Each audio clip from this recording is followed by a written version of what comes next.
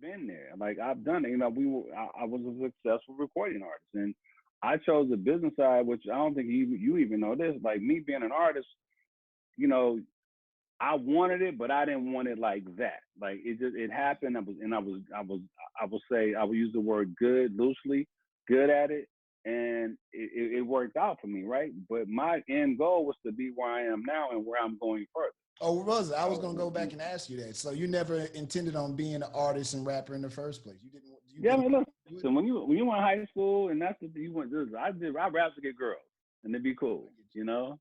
That was it. I was from Cleveland, Ohio. I was a new kid on the block, you know, and music was my refuge, and hip hop is my music, is what I've grown up on. So, you know, it was my way of shining, so to speak. You know, I was a C plus athlete. You know what I'm saying? So once I couldn't play sports anymore, music really became my thing, and that was my way of being cool and having my share of the teenage spotlight. you. Which happened, we turned it into a business, and you know, Here you a are. couple of decades later, here I am. People will always ask, and I know this is your big question, because as soon as you said that you work for Sony, you know, one, they're gonna ask you if you know Beyonce. Then two, how do they get in the business? What's 3 pointers you can give somebody starting off? They don't know what to do, but they've been in their room. They got their Mac or whatever, the Microsoft computer, whatever PC they on doing their thing. They got their beats. They got some solid stuff. Singer, rapper, group, whatever the situation may be. What's 3 serious pointers you say? Here's what you got to make sure you do. This is important for you to get to where you want to get to.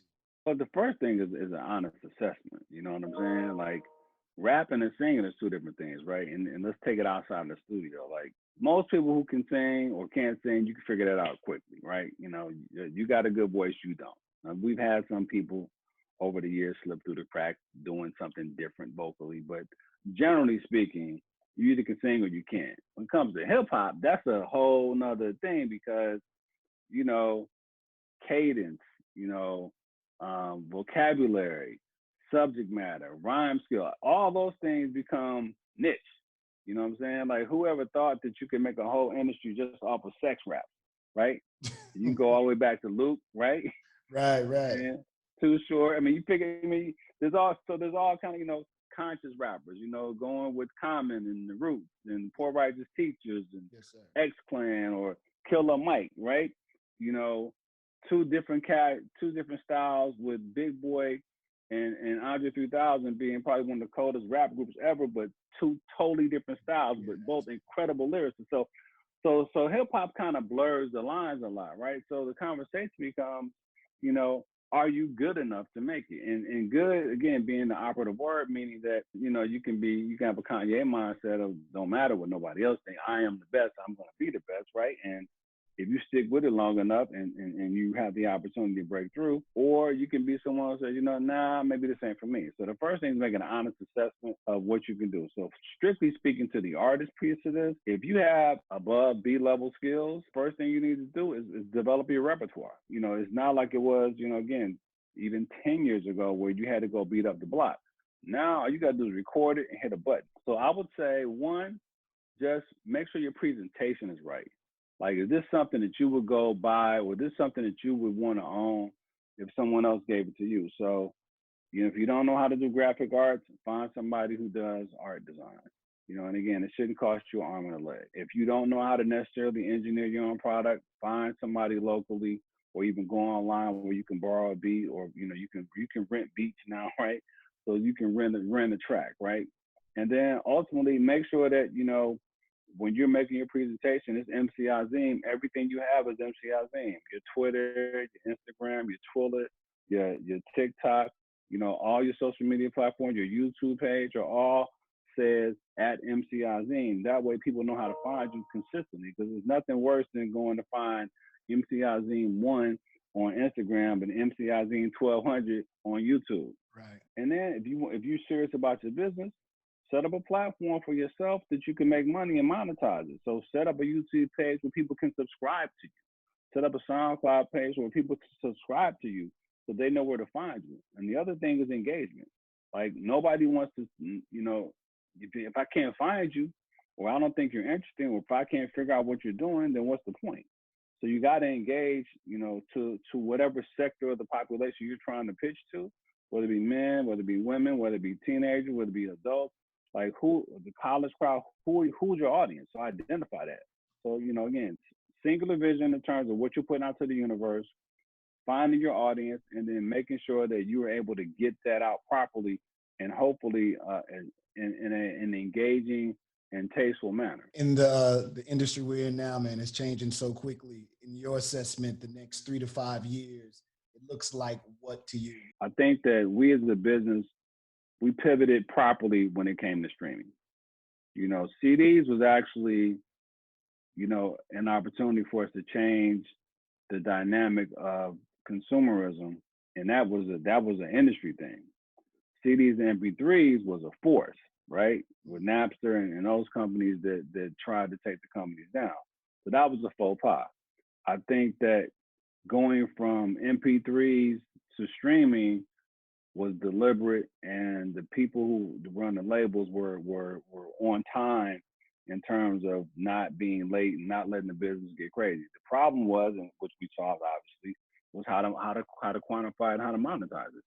I think that streaming obviously is going to be like, I don't know what else we could do that's different. Like that, it's the most touchless platform you have, right? You don't need a CD, you don't need artwork. I mean, you need artwork, but there's nothing paper you need. There's nothing. I miss that, man.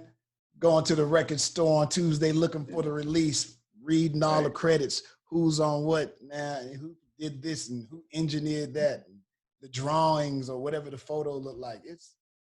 I miss that, man. But I think that's coming. It will not come back the way that it was, the way we grew up with it, but it will come back in a niche kind of collectors, specialty type of business. Like the shoe shows, the sneaker cons and that kind of thing. There'll be a small population of the business of the world that wants to feel that. My daughter's 14. She wants to be a DJ. I just bought her a Serato. Right. But heck of an investment, bro. But she wants to go get vinyl. Wow. So and she's 14. So I think that there'll be a niche business for that. But I think in terms of consumption and how we do it, I mean, listen, everybody, Disney Plus and Apple Plus, like everybody's trying to find, if you look at all the subscriptions you need just to be current, that's a $500 bill every month, right? How about that? Yeah. So so now you got to make decisions, right? So I think there'll be a lot of consolidation on the production point, because everybody can't do it. Everybody doesn't do it well, right? I think Netflix is kind of, Netflix is kind of the Google of the entertainment side. They kill Blockbuster. They own that piece, right? So they'll always probably be the biggest and the best. But now you talk about radio specifically, Google, who has probably, eyes everywhere. Do they become a big player in that piece of it? Is it in the radio industry? Is it in the record industry? Or is it just overall in the media industry, right? So Google becomes a bigger player.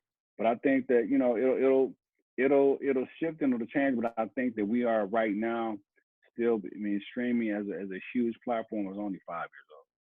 How important do you think visuals are? I think it's absolutely important, because if you look at YouTube, look at a visual stream versus an audio stream. There's going to be more eyes on it. So people, again, that connection, because you don't have that, right? So people want that connection, and there's no BET, there's no MTV, there's no place to watch that kind of stuff. So, YouTube is become, watching something on the stream is YouTube. Doesn't matter what it is, doesn't matter what platform you use. You just like back to all my kid watches. My kid don't even listen. Yeah. All my kid does is YouTube. But it's like, so that visual medium, right? And then when you want to hear something, you're gonna go to one of the other platforms, and maybe if you mobile. But I think that the visual gives people a connection to see and feel a little bit of who that artist is, and have a connection with the fans. So I think it's super important.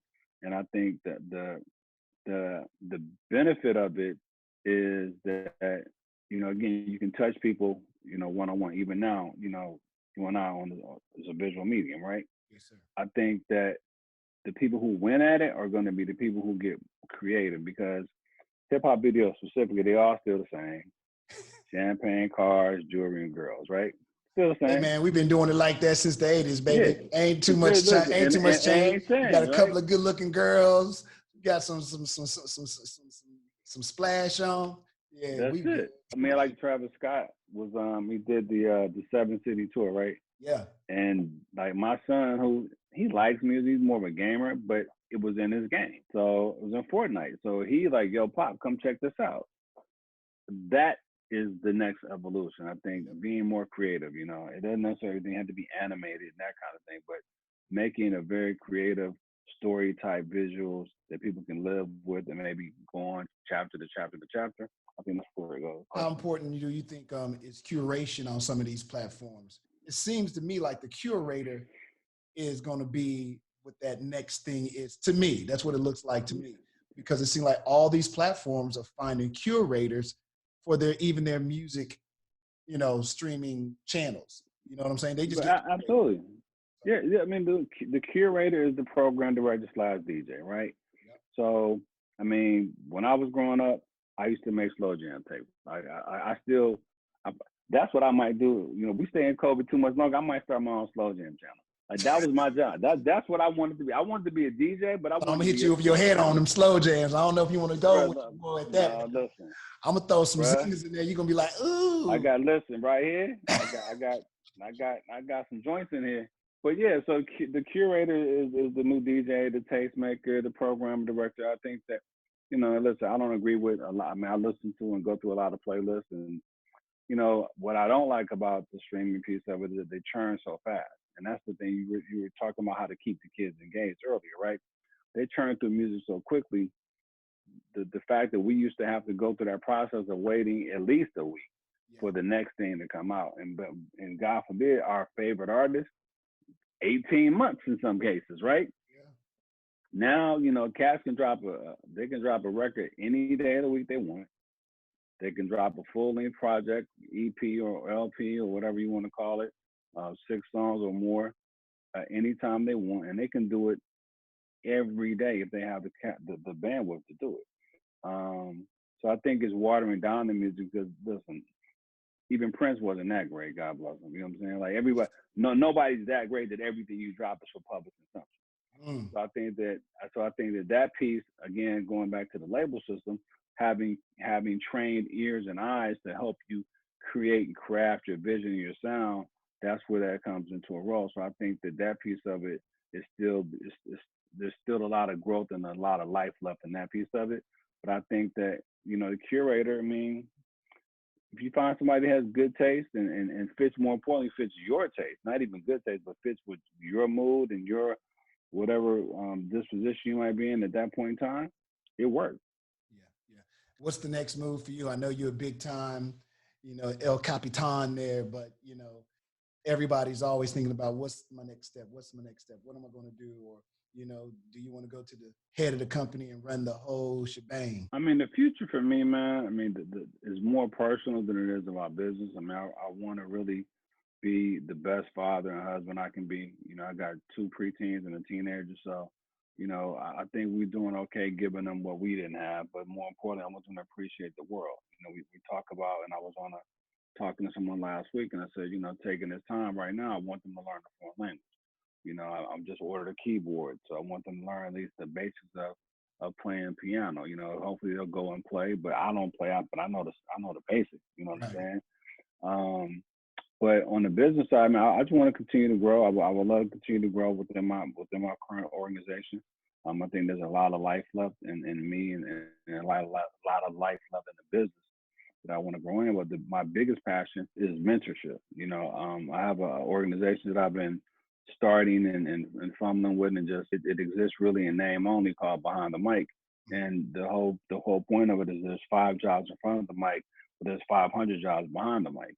And I really want to curate, to use that word, the next generation of executives on any level, and just let people know that you don't necessarily have to be on a microphone or in front of the camera or on the stage or on a field to have a successful life in any entertainment venue.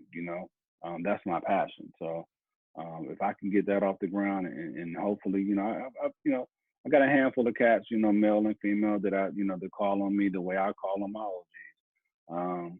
to help them kind of navigate not just the business but life in general. If I can do that on a mass scale, that would probably be my life's work, I think. And I have, hopefully I have time to do it, but that's what I see for myself outside of this business.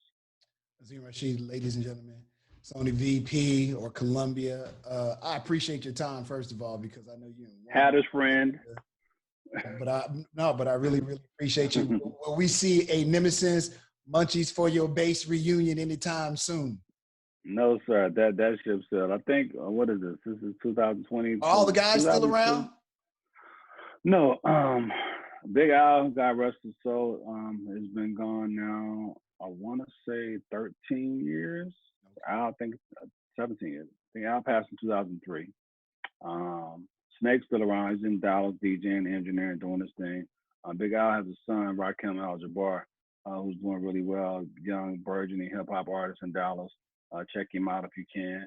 And then some of the original guys in the group, Bumblebee and Easy Rock C, just, living their lives, doing their thing, man. But I don't, we had a reunion about, I think it was 2017, 2016, where we did, we got a presentation from the city of Dallas, and we had plaques done with all, collectively Nemesis and Ron C sold about 2 million records. So, we had a nice. Do you feel like y'all started a lot of that stuff that's going on in Dallas? I know you never really toot your horns like, yeah, I did that, but right.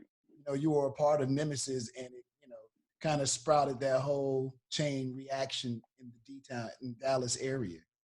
Yeah, I mean, everything has a genesis, and we were part of it. I mean, God, and you on a major label. Let me mention that you on Profile.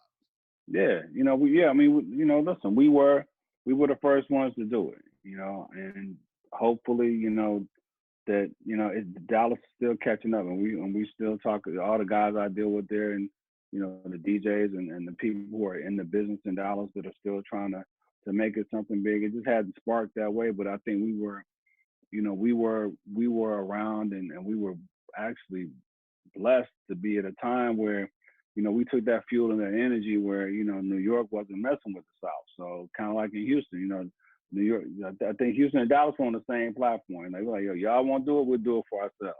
Yep. And we had all the same records, we had all the same equipment, we had the same cars, and it was ours. So the industry growing in that way, and that's something too that I really would like. I do a lot of mentorship in Dallas, non-musical stuff, but just being a resource there. And I tell the guys all the time, I said, listen, I'm available, man. Like, I'm not hiding.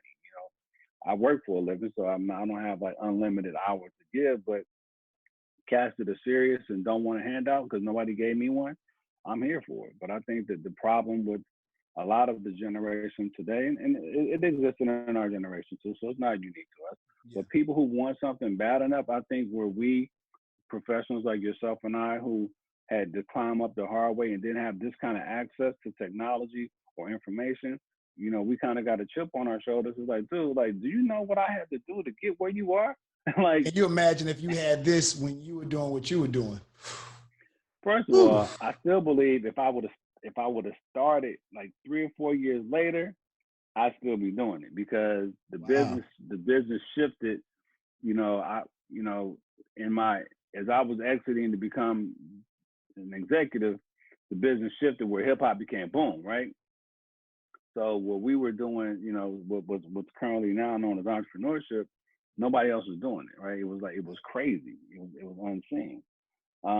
But if I had these resources, dude, please. And listen, and there's some guys, there's some men and women out who are doing it right, and they should be applauded. And I hope that the ones who are successful, A, are teaching their friends how to fish, and B, people are looking at them and saying, listen, like I said, I don't need you to give me anything other than an opportunity and a platform, or show me how you did it so I can do it for myself. And I think when people adopt that attitude, the game will totally change, because the cats are doing it. They're just not doing it right, or they're not doing it to a level that they can have sustainability. Like, it's one thing to do it and have be a one-hit wonder, as they say, right?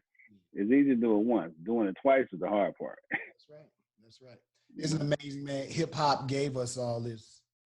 Literally, we rap kids, and it gave us our whole life existence. I totally don't know what I would be if it wasn't for hip hop. Love of Literally, my life. I would have had no career. I didn't play ball. I wasn't good. This career, look where it's gotten you from rapper to, you know, head of your division. This is crazy, man. Hip hop is crazy. Yeah. Man, thank you so much, man. I appreciate you taking the time away from work and your family, brother. Respect, man. I appreciate you having me, dog. You know I'm here anytime you need me.